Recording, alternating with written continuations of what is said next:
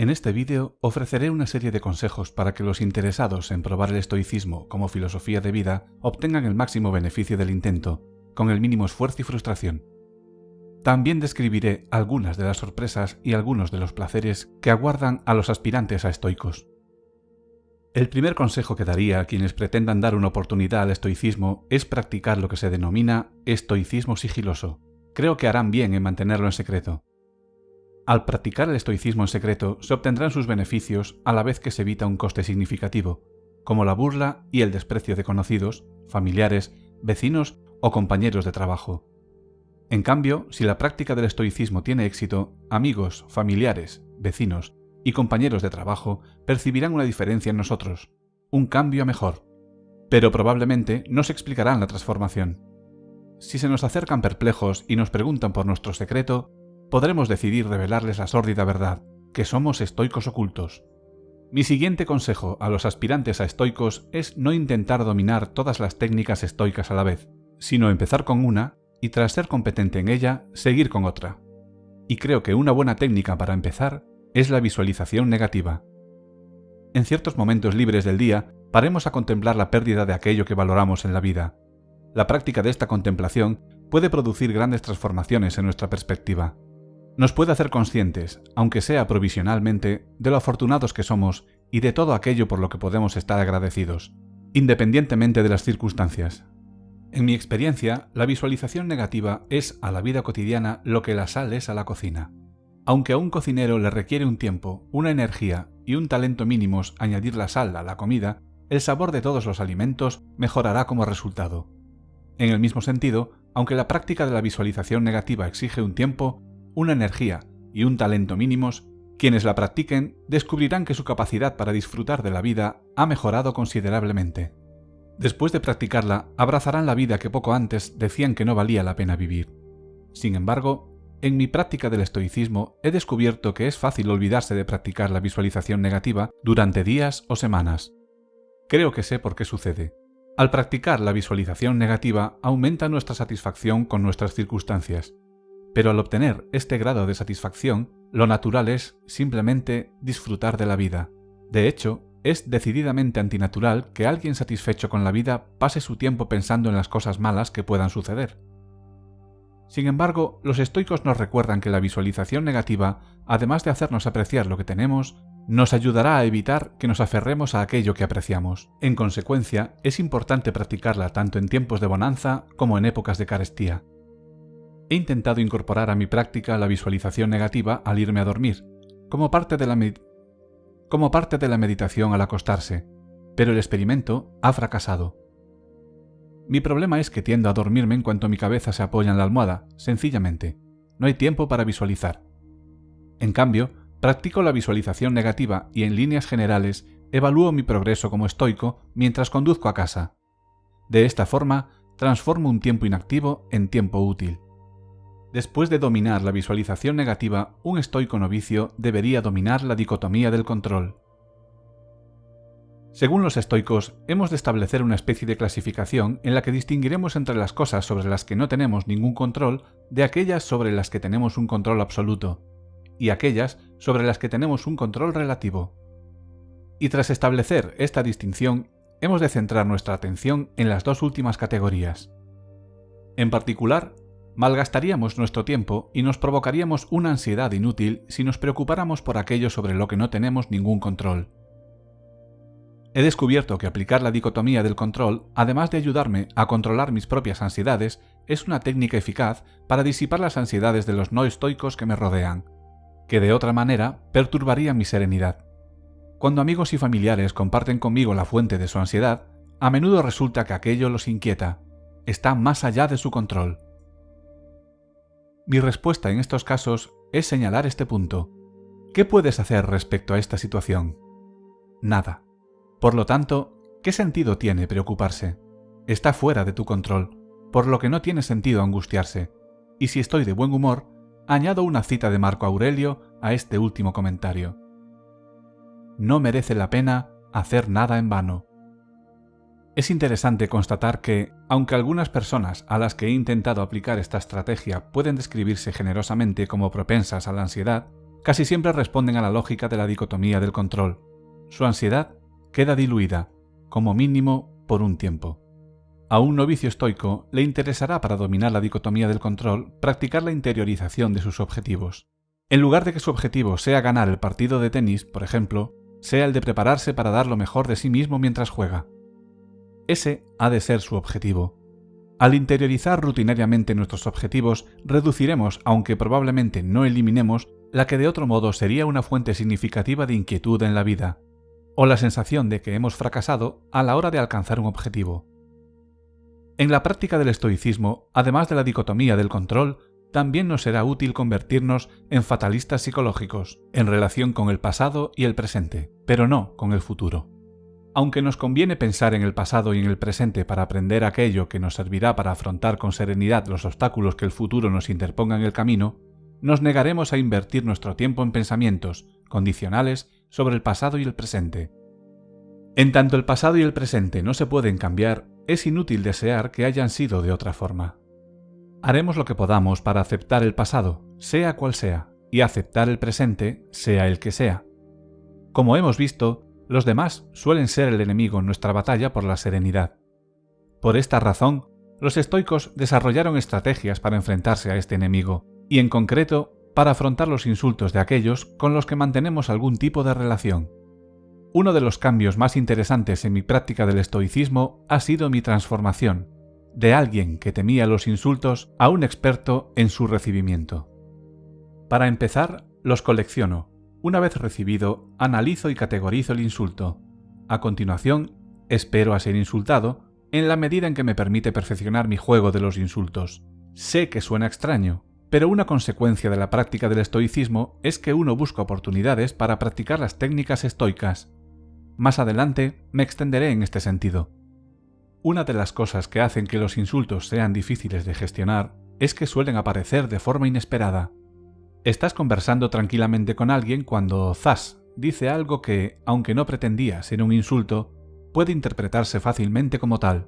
Por ejemplo, hace poco conversaba con un amigo sobre un trabajo que está haciendo para la universidad. Dijo que en el libro iba a comentar cierto material que yo había publicado.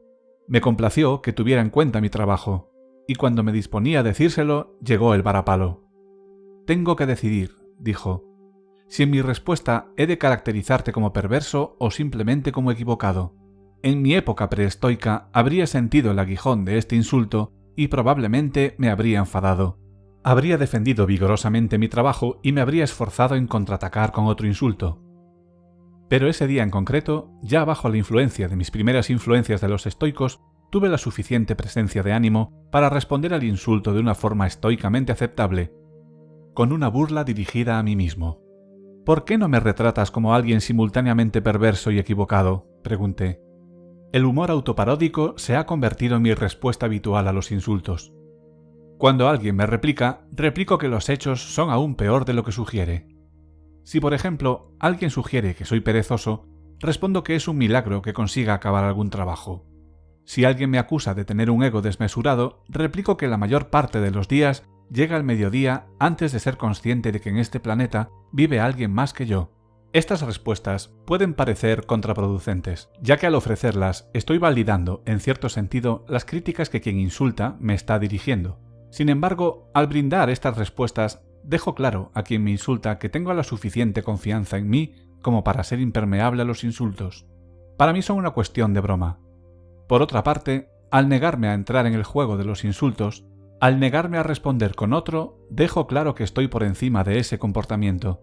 Mi rechazo a jugar el juego del insulto probablemente irritará más a quien me insulta que si le devolviera el agravio. Una de las peores cosas que podemos hacer cuando los demás nos molestan es enfadarnos. Después de todo, la ira es un gran obstáculo a nuestra serenidad. Los estoicos se dieron cuenta de que la ira es contraria a la felicidad y puede arruinar nuestra vida si se lo permitimos. Mientras observaba mis emociones, he prestado mucha atención a la ira y como resultado he descubierto algunas cosas. Para empezar, soy plenamente consciente de hasta qué punto la ira tiene una vida propia en mi interior. Puede permanecer latente, como un virus, para resucitar y hundirme en la miseria cuando menos me lo espero. Por ejemplo, Puedo estar en clase de yoga intentando liberar mi mente de pensamientos cuando de repente me asalta la ira por un incidente que ocurrió hace años. Por otra parte, he llegado a la conclusión de que Séneca se equivocaba al sugerir que no hay placer en la expresión de la ira. Este es el problema de la ira. Sienta bien airearla y sienta mal suprimirla. De hecho, cuando nuestra ira es justa, cuando estamos seguros de tener razón y de que quien nos enfada está equivocado, es estupendo desahogarse y dejar que la persona que nos ha agraviado conozca nuestro enfado. En otras palabras, si la ira parece una picadura de mosquito, sienta mal no rascarla, y se siente bien al rascarla. Evidentemente, el problema con estas picaduras es que cuando te rascas sueles arrepentirte de haberlo hecho. El escozor regresa intensificado, y rascándote multiplicas las posibilidades de que se infecte. Otro tanto puede decirse de la ira, aunque siente bien airearla, probablemente te arrepentirás de haberlo hecho. Una cosa es airear la ira, o mejor aún, simular ira, con el objetivo de modificar la conducta de alguien. La gente responde a la ira. Sin embargo, he descubierto que una parte significativa de la ira que expreso no se puede explicar en estos términos. Por ejemplo, mientras conduzco, me enfado de vez en cuando ante la incompetencia de otros conductores y a veces llego a gritarles. Como mis ventanillas y las suyas están subidas, los otros conductores no pueden oírme y por lo tanto no podrán responder a mi enfado, evitando que puedan escuchar lo que me ha molestado. Esta ira, aunque justa, es completamente inútil. Al expresarla, no hago más que perturbar mi propia serenidad. En otros casos, aunque estoy justamente irritado con alguien, no puedo expresarle mi malestar, debido a mis circunstancias, por lo que me limito a pensar mal de él. Una vez más, estas efusiones de ira son inútiles, me perturban, pero no tienen ningún impacto en la persona que me ha hecho enfadar. De hecho, si acaso, tan solo sirven para agravar el daño que me hace. ¡Qué pérdida de tiempo! He descubierto, por cierto, que practicar el estoicismo me ha ayudado a reducir la frecuencia con la que me enfado con otros conductores. Quizá lanzo una décima parte de los gritos que solía lanzar antes. También ha contribuido a que limite el número de malos pensamientos que albergo hacia las personas que me agraviaron en el pasado. Y cuando estos malos pensamientos se apoderan de mí, no duran tanto como solían. Como la ira tiene estas características, su capacidad para permanecer latente y el hecho de que airearla siente bien, hacen que sea difícil de superar, y aprender a hacerlo es uno de los mayores desafíos que afronta quien practica el estoicismo. Sin embargo, he descubierto que cuanto más pensamos y comprendemos la ira, más fácil es controlarla. Como esto es una realidad diaria, leo el ensayo de Séneca sobre la ira mientras espero en la consulta del médico. Lamentablemente, el médico llega tarde y debido a ello, tengo que esperar casi una hora. Tengo todas las razones para enfadarme, y en mi época preestoica, sin duda lo habría hecho. Pero como me he pasado toda esa hora pensando en la ira, me resulta imposible sucumbir a ella. También he descubierto que es posible recurrir al humor como defensa contra la ira. En particular, una forma maravillosa de evitar enfadarme es imaginarme a mí mismo como un personaje en una obra de teatro. Del absurdo, se supone que las cosas no tienen sentido. La gente no es competente y la justicia, cuando acontece, lo hace por accidente. En lugar de permitir que los acontecimientos me irriten, me convenzo a mí mismo de que he de reírme de ellos. De hecho, intento imaginar cómo el dramaturgo de la obra absurda podría haber reforzado aún más el absurdo de la trama. Creo que Séneca tenía razón cuando señalaba que la risa era la respuesta adecuada. Séneca también advierte que muestra mejor ánimo el que no contiene su risa que el que no contiene sus lágrimas, ya que la risa expresa la más agradable de las emociones, y considera que no hay nada importante ni grave ni tampoco despreciable en el conjunto de la vida. Además de recomendarnos imaginar las cosas malas que pueden sucedernos, los estoicos también nos aconsejan procurar que sucedan como resultado de un programa de incomodidad voluntaria.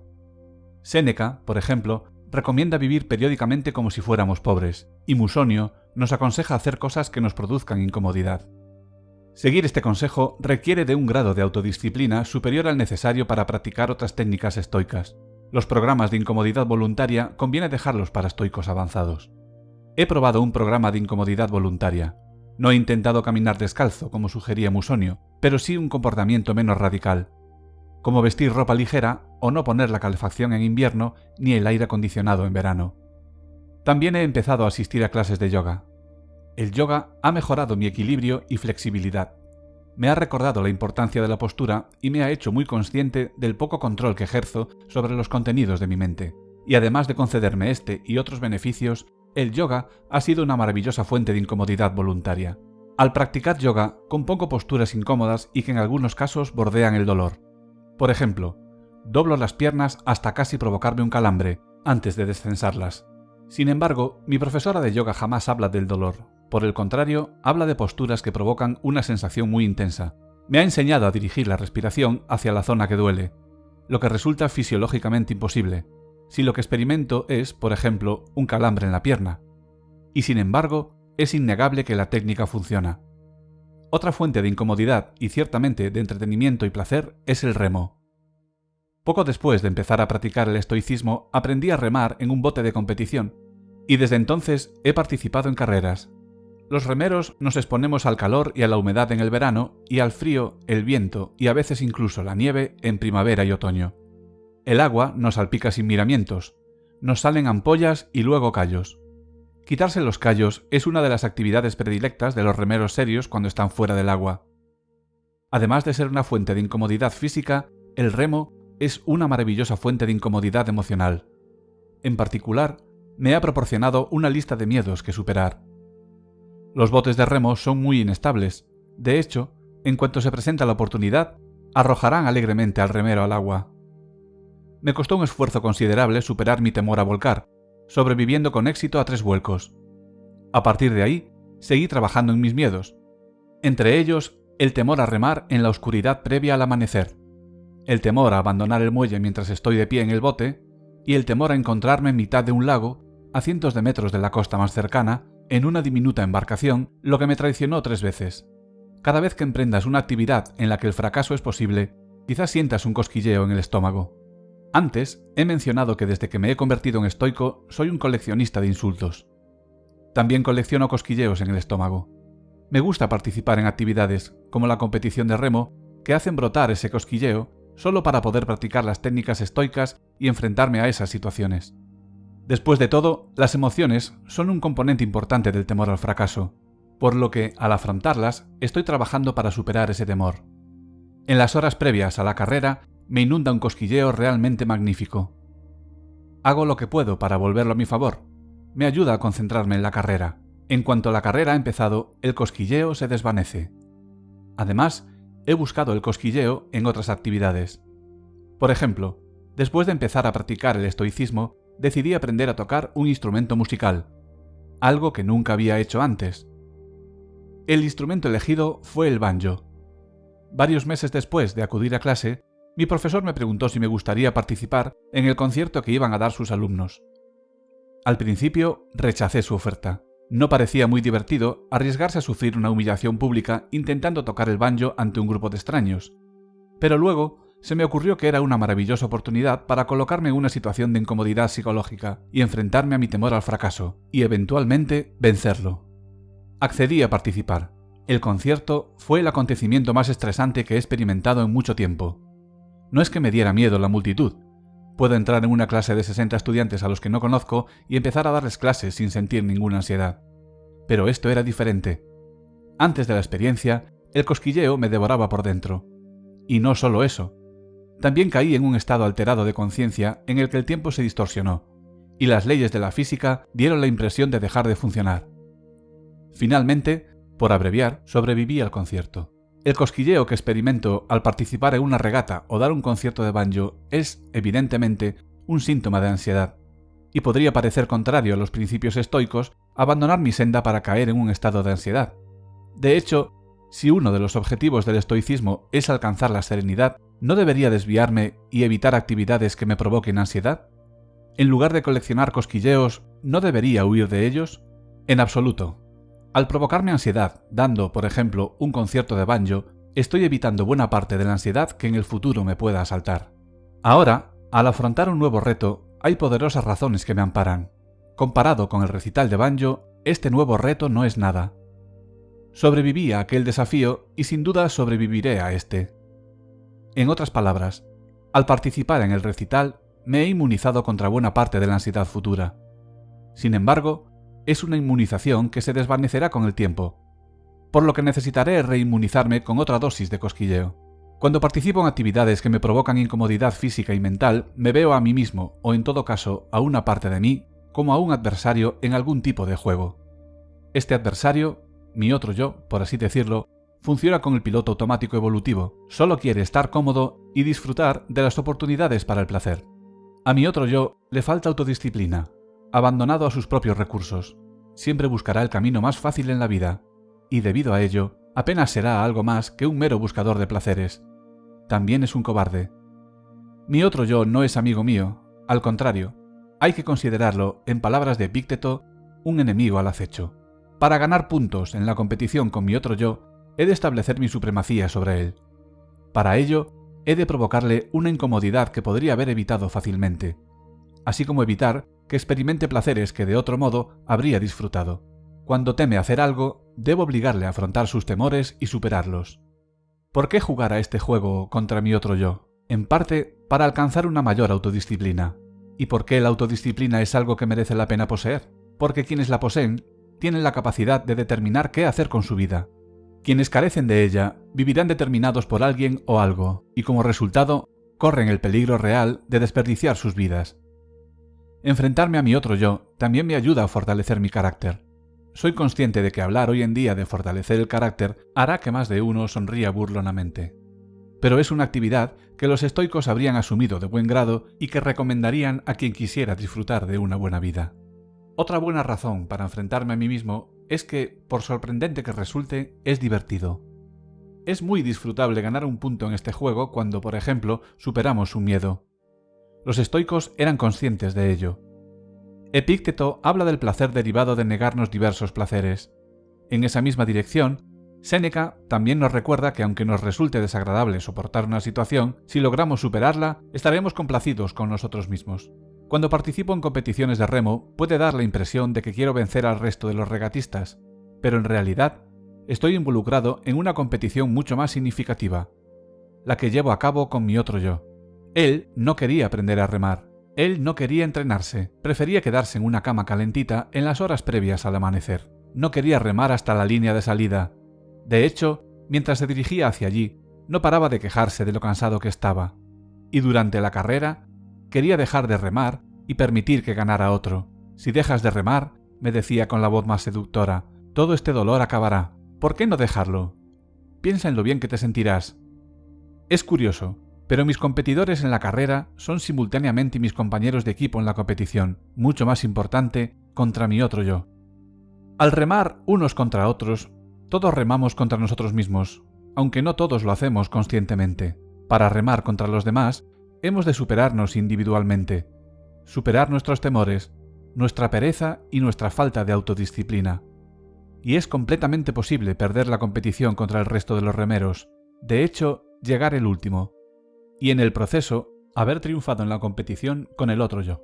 Como hemos visto, los estoicos recomiendan simplificar el propio estilo de vida. Como ocurre con los programas de incomodidad voluntaria, conviene dejar la simplificación del estilo de vida a los estoicos avanzados. Tal como he explicado, un estoico aficionado probablemente querrá mantener un perfil filosófico bajo. Si empiezas a vestir de forma más informal, la gente lo notará. También se darán cuenta si sigues conduciendo el mismo coche viejo o si, horror, renuncies al coche para tomar el autobús o la bicicleta. La gente pensará lo peor, tal vez la bancarrota inminente, o incluso las primeras fases de una enfermedad mental. Y si le explicas que has superado tu deseo de impresionar a quienes se dejan impresionar por las trampas externas de la persona, tan solo empeorarás las cosas.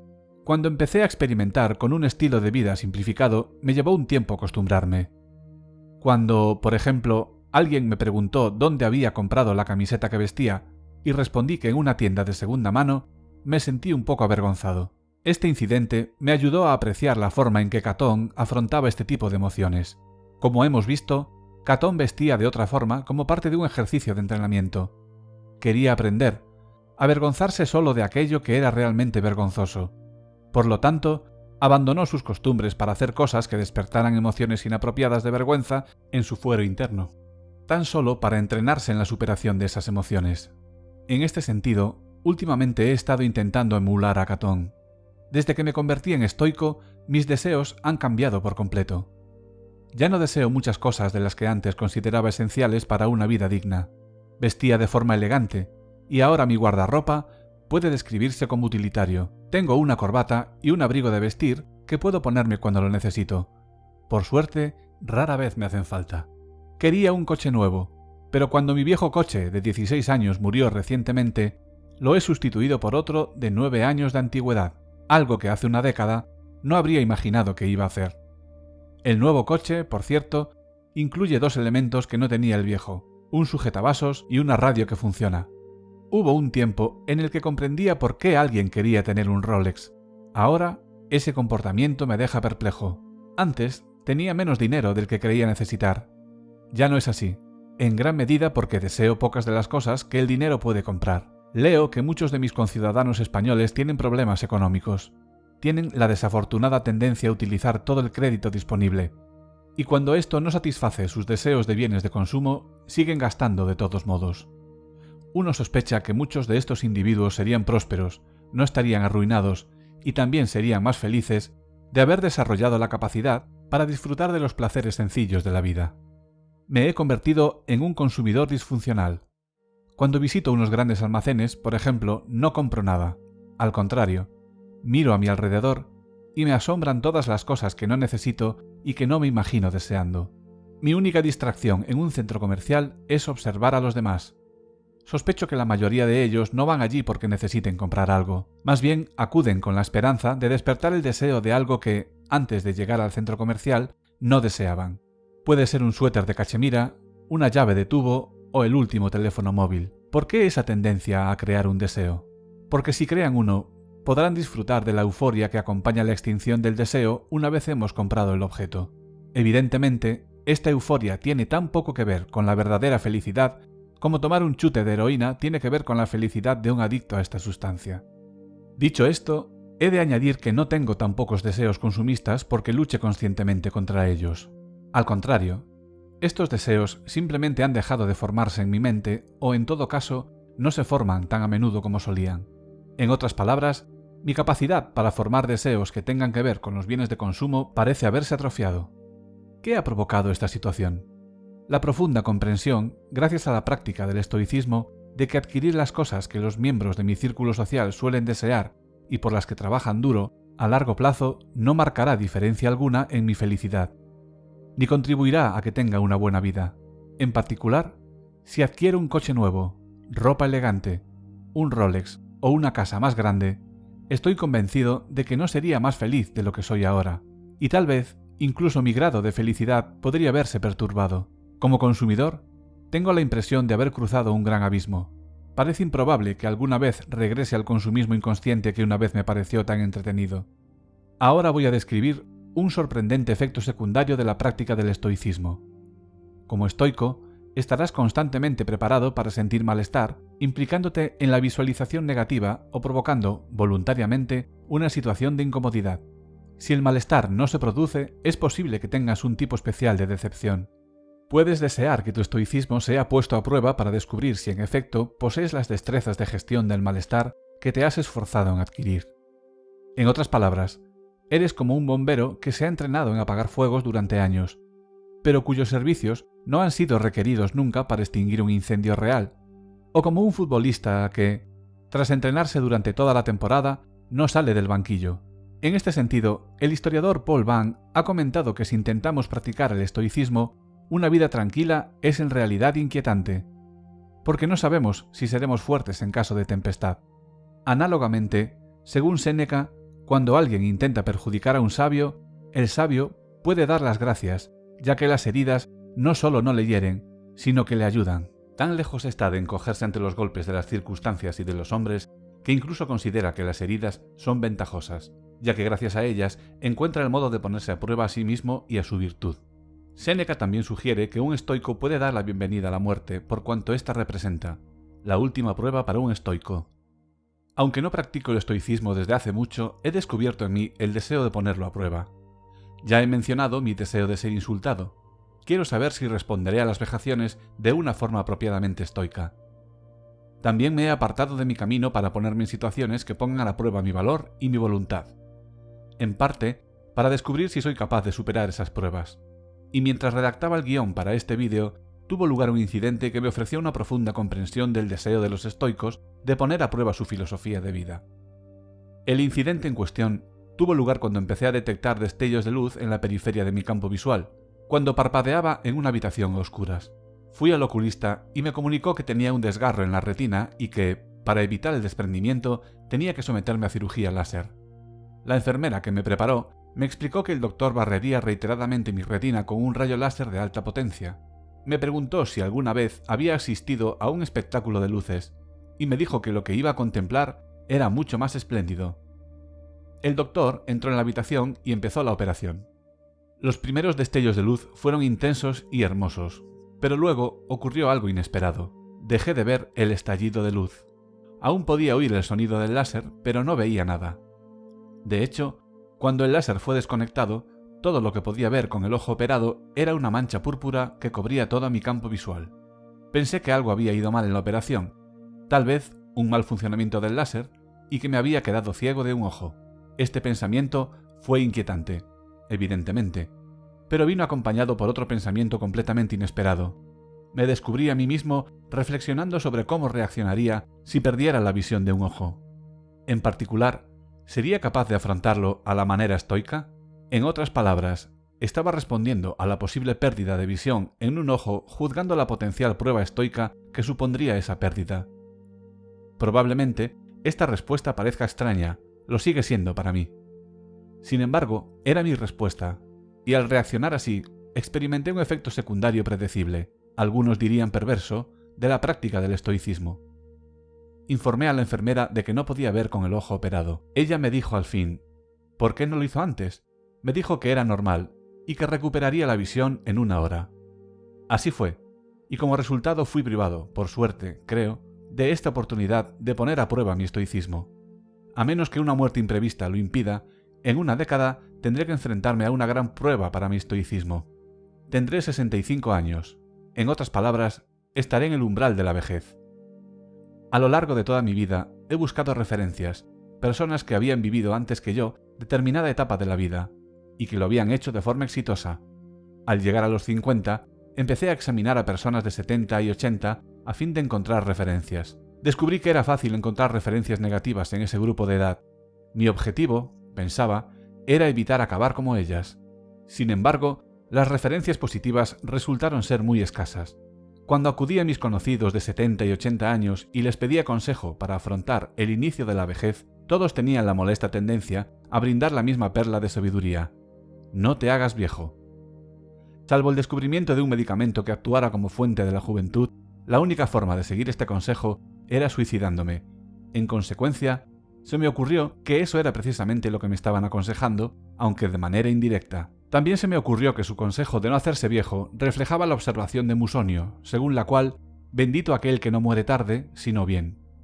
Es posible que al cruzar el umbral de los 70 y los 80 llegue a la conclusión de que la no existencia es preferible a la vejez, como las personas mayores que conozco parecen pensar. Sin embargo, también es posible que muchos de los que consideran que la vejez es una carga tengan que hacerse responsables de su propia y difícil situación en esta etapa de la vida. Mientras eran jóvenes no se prepararon para ella. De haberse tomado el tiempo para prepararse adecuadamente, en concreto, si hubieran practicado el estoicismo, es concebible que la vejez no les hubiera parecido tan difícil. En cambio, quizás les habría parecido, como afirmaba Séneca, una de las etapas más deliciosas de la vida. Una etapa llena de placeres, si uno sabe encontrarlos. Hace algún tiempo, mi madre, de 88 años, sufrió un derrame y fue desterrada, al parecer por mí, a una residencia. El derrame debilitó tanto la parte izquierda de su cuerpo que ya no era capaz de salir sola de la cama. Y no solo eso, también mermó su capacidad para tragar, haciendo que fuera peligroso que tomara comidas e ingiriera líquidos normales, que podían bajar por la tráquea y provocar un ataque fatal de neumonía. Había que transformar su comida en puré y espesar los líquidos. He descubierto que existe toda una línea de líquidos espesos ideados para personas con dificultades para tragar. Comprensiblemente, mi madre estaba infeliz con el giro que la vida había dado, y yo hice todo lo posible por animarla. De ser devotamente religioso, habría intentado insuflarle ánimo rezando con ella o por ella, o pidiendo a decenas o cientos de personas que alzaran sus plegarias por ella. Sin embargo, mis palabras de ánimo tuvieron un sabor típicamente estoico. Por ejemplo, ella me contaba lo difícil que era su situación y yo citaba a Marco Aurelio. Sí, dicen que la vida se parece más a la lucha que a la danza. Eso es muy cierto, murmuraba ella en respuesta. Me preguntaba qué tenía que hacer para volver a caminar. Yo creía que no era probable que pudiera volver a hacerlo, pero guardaba silencio. En cambio, la animaba, sin darle una conferencia sobre estoicismo, a interiorizar sus objetivos respecto a caminar. Lo que tienes que hacer es esforzarte en la rehabilitación. Se quejaba por haber perdido buena parte de las funciones del brazo izquierdo, y yo la animaba a practicar la visualización negativa. Al menos puedes hablar, le recordaba yo. En los primeros días solo podías murmurar. No eras capaz de mover el brazo derecho y por lo tanto no podías comer sola. Y ahora puedes. Hay muchas razones para estar agradecida. Ella escuchaba mi reacción y tras un momento de silencio solía responder afirmativamente. Supongo que sí. El ejercicio de la visualización negativa parecía controlar su desolación, al menos temporalmente. Una y otra vez, durante este periodo, me sorprendió hasta qué punto es natural y apropiado invocar los principios estoicos para ayudar a alguien a afrontar los retos de la vejez y de la mala salud. He dicho antes que el derrame hizo que fuera peligroso que mi madre bebiera agua sin espesar. Naturalmente, no poder beberla hizo que la deseara. Me pedía, con voz implorante, un vaso de agua, no espesada, sino del grifo. Yo me negaba y le explicaba por qué, pero tan pronto como acababa mi explicación, ella volvía a pedir. Solo un vaso de agua, por favor. Yo me encontraba en la posición de un hijo que negaba constantemente a su madre un simple vaso de agua. Tras soportar las súplicas de mi madre durante un tiempo, pregunté qué podía hacer a una enfermera. «Dale cubitos de hielo para chupar», dijo. El agua del hielo se derrite lentamente y hay poco peligro de que la aspire. Como resultado de este consejo, me convertí en el heladero personal de mi madre. Le llevaba una taza de cubitos en cada visita. «Llega el hombre del hielo», anunciaba al llegar a su habitación. Introducía un cubito en su boca y mientras ella lo chupaba, decía lo maravilloso que era. Mi madre, que en sus buenos tiempos había sido una sibarita de la buena comida y bebida, ahora era una sibarita de los cubitos de hielo. Algo que había dado por hecho toda su vida. Para ella, un cubito de hielo no era más que un instrumento para enfriar una bebida apetecible. Ahora le proporcionaba un placer intenso. Disfrutaba más del hielo que un gourmet de un champán de reserva. Al ver cómo disfrutaba del hielo, sentí una punzada de envidia. ¿No sería estupendo obtener tanto placer de un simple cubito de hielo? Decidí que era improbable que la visualización negativa por sí sola me permitiera apreciar los cubitos de hielo tan intensamente como mi madre. Por desgracia, haría falta sufrir un derrame para ello. Sin embargo, observarla chupar los cubitos fue muy instructivo. Me hizo consciente de otra cosa que daba por sentada: mi capacidad para beber del tirón un gran vaso de agua fría en un caluroso día de verano. Durante una visita a mi madre, me encontré con el fantasma de las Navidades futuras. Atravesaba el pasillo de la residencia geriátrica en dirección a su habitación. Algo más adelante había un anciano señor en silla de ruedas, empujada por un asistente. Al acercarme, el ayudante le dijo al anciano: «Este hombre también es profesor». Resulta que mi madre les había hablado a todos de mí. Me detuve y saludé a mi colega de academia, que se había retirado no hacía mucho. Conversamos un rato y me recorrió el pensamiento de que en pocas décadas volvería a tener esta conversación, solo que yo estaría en la silla de ruedas y ante mí tendría un profesor más joven que dedicaría unos momentos de su ajetreada vida a conversar con una reliquia académica. Mi tiempo se acaba, me dije a mí mismo, y tengo que prepararme para ello. Como hemos visto, el objetivo del estoicismo es alcanzar la serenidad. Naturalmente, los espectadores querrán saber si mi propia práctica de esta filosofía de vida me ha ayudado en este objetivo. Por desgracia, no me ha permitido conquistar una serenidad perfecta. Sin embargo, me ha permitido vivir sustancialmente más tranquilo. En particular, he hecho un progreso considerable para dominar mis emociones negativas. Soy menos propenso a la ira de lo que solía, y cuando la expreso, mi voluntad de disculparme es mayor. No solo soy más tolerante al menosprecio, sino que soy prácticamente inmune a los insultos más habituales. Los desastres que puedan sucederme, y en particular mi propia muerte, me provocan un menor grado de ansiedad, aunque, como afirma Séneca, la verdadera prueba tendrá lugar al exhalar el último aliento. Dicho esto, debo añadir que, a pesar de haber dominado mis emociones negativas, no las he erradicado, ni es probable que lo consiga nunca. Sin embargo, me complace comprobar que he despojado a esas emociones de parte del poder que ejercían sobre mí. Un cambio psicológico significativo que ha tenido lugar desde que empecé a practicar el estoicismo es que experimento menos insatisfacción que antes. En apariencia, como resultado de la visualización negativa, aprecio más lo que tengo. Sin duda, sigue vigente la cuestión de si seguiré siendo apreciativo si mis circunstancias cambian drásticamente. Tal vez, sin ser consciente de ello, me aferraré a las cosas que aprecio, en cuyo caso me sentiré devastado al perderlas. Por supuesto, no sabré la respuesta a esta pregunta hasta que mi estoicismo sea puesto a prueba. Otro descubrimiento que he realizado en mi práctica del estoicismo tiene que ver con la alegría. La alegría que interesaba a los estoicos puede describirse como una especie de gozo sin objeto, un gozo que no se detiene en algo en particular, sino en todo. Simplemente es la delicia de participar en la vida. Es la profunda comprensión de que, aunque todo esto no tenía por qué haber sido posible, es posible, maravillosa y magníficamente posible. Hago constatar que mi práctica del estoicismo no me ha permitido experimentar una alegría inquebrantable, muy lejos de eso.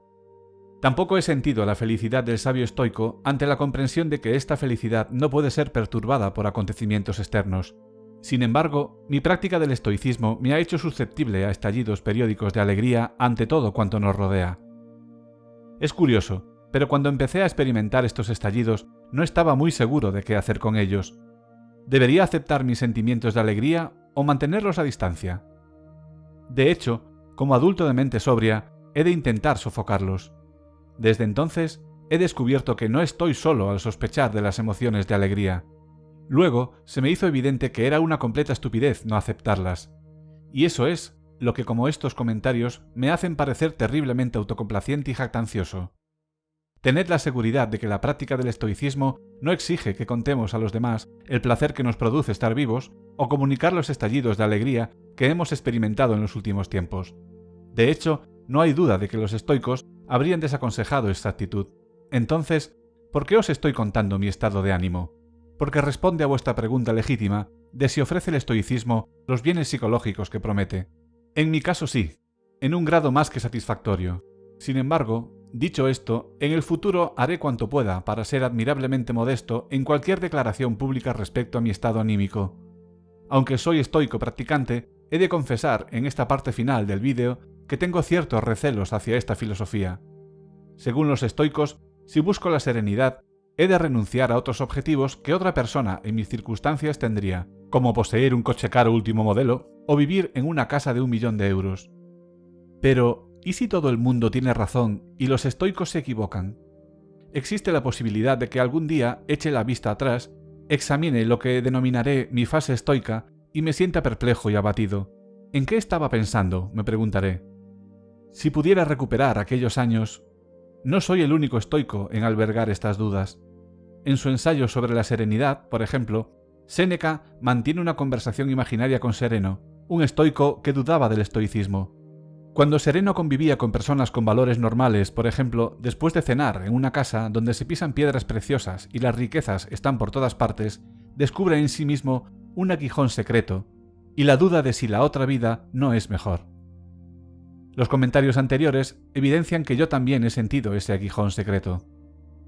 No ayuda que quienes creen que la fama y la fortuna son más valiosas que la serenidad superen ampliamente en número a aquellos que, como en mi caso, piensan que la serenidad es más valiosa. ¿Acaso todas esas personas se equivocan? Sin duda soy yo quien yerra.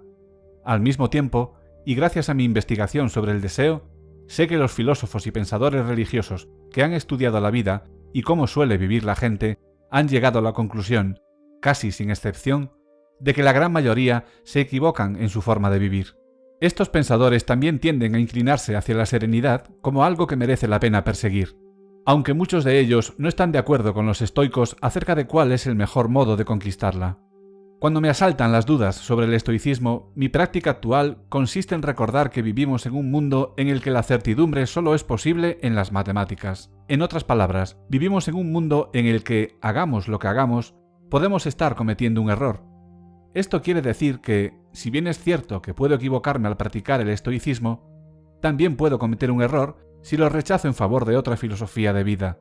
Y creo que el mayor error, el que comete la mayor parte de la gente, es no tener ninguna filosofía de vida. Estas personas se abren paso en la vida siguiendo los impulsos de su programa evolutivo, persiguiendo asiduamente lo que sienta bien y evitando lo que sienta mal. Al actuar así, podrán vivir una vida cómoda o llena de placeres.